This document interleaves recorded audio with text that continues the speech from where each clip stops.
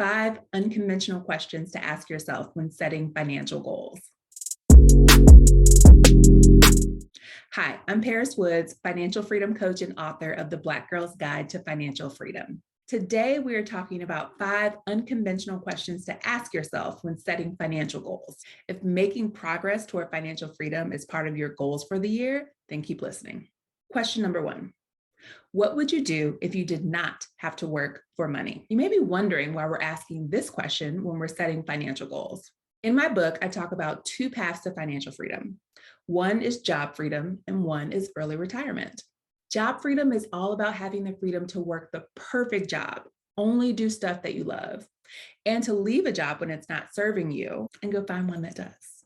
So you have to start with knowing what you want out of work. So take a moment and think about it. If you did not have to work for money, what would you be doing with your time? And then set a plan to make that your reality. Question number 2 is, what would you do if you knew you couldn't fail? A lot of times when we think about financial freedom, we're so burnt out from work that we just imagine sitting on the beach drinking daiquiris all day. Now, most of us would actually get bored doing that after a while. And so it's worth it to ask ourselves the follow-up question. What would you do if you knew you couldn't fail? Challenges you to really dig deep and figure out what matters to you. What risks do you want to take? What would you challenge yourself to create in the world? So really think about this question and then make the answer part of your financial plan. Now that you know what you're doing with money and how you're making it, let's talk about how you're spending it. As you set your financial goals for this year, we need to reflect on what happened last year. To do that, ask yourself question number 3. What are you spending money on that is not aligned with your values? I'm not a fan of cutting budgets just because, nor am I a fan of telling you what to spend your money on. Everyone's budget is personal. And here's the trick. You have to ask yourself what matters to you, and then align your spending with your values. Only spend on the things that matter most and cut out everything else. For example, I love Beyonce, and I am happy to spend money from my budget to see her up close when I go to her concert. One thing I don't love is shopping. I just don't care. So I have almost no money in my budget for going to the mall and buying clothes, but I have plenty of money in my budget for B. So go through your budget, line by line, plug your expenses into an app like Mint if you don't know where your money went last year, and then figure out if you're spending according to your own personal values. Question number 4. Are you earning the full value of your time? Do you know that each day you wake up and go to work, you're trading your life energy for money? It's worth thinking about how much money you're trading your life energy for. Here's a quick way to find out. Add up all of the time you spend on work.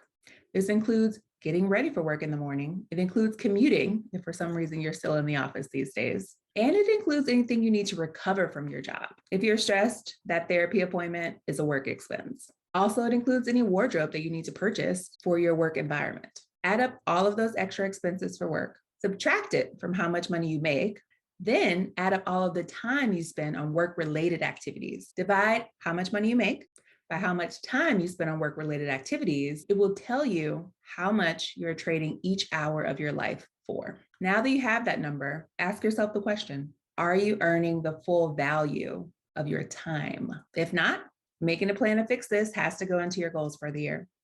And 5, this question is about planning for the future. Did you know that every dollar you invest today is an hour that you don't have to work in the future? Investing today makes your money work for you down the line. So that leads us to question number 5. How can you make more of your money work for you? If you're not investing any money at all, it's time to start.